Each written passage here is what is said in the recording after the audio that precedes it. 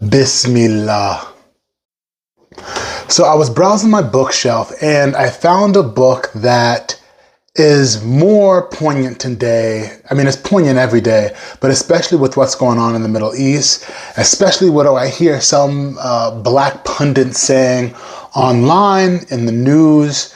It's really critical that we have a solid understanding of history so that we can come correct as black people, as ADOS people, and make sure that we are supporting our brothers and sisters in Palestine, free Palestine, because there's a long history between black power and Palestine. Something I didn't realize was how deeply connected the black power ADOS movement was to the Palestinian movement in the 1960s, 70s, during the civil rights era. I mean, it only makes sense.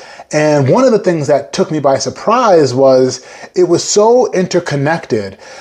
We were seeing the Palestinian struggle. We were writing about it during the civil rights era. They were looking at us as ADOS people fighting for our civil rights here in America. It was so deeply connected that guerrilla fighters in Palestine fighting against the IDF, defending themselves against the IDF, Free Palestine, were using code names such as Stokely Carmichael, Malcolm X, the Black Panthers.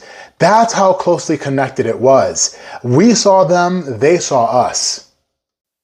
Not only that, but even Martin Luther King Jr., he said the next great struggle, the next great global struggle we're going to see is that of the Palestinians and their freedom. And what are we seeing today? Where are most of our taxpayer dollars going? And even the civil rights activists at the time, when they were writing about that, were being so speaking truth to power, talking about why are we spending so much money when our own black people here are living in third world conditions, but we're giving all this money to this genocidal, maniacal, Norman Finkelstein, not quoting, maniacal country to commit genocide. Why are we giving all that funding and all that money to them? It makes no sense.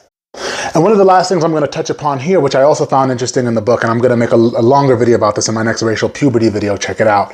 It's that during the civil rights era, much of the funds that were coming to those civil rights groups, such as the NAACP and others, were Jewish donors. And we were being threatened to have that money taken away if we spoke truth to power and we were dismissive of Israel and their war crimes. Norman Finkelstein uses the word Jewish supremacy. That's his words, but think about it. Our funds were getting withheld because we were speaking against Palestine, speaking against Israel.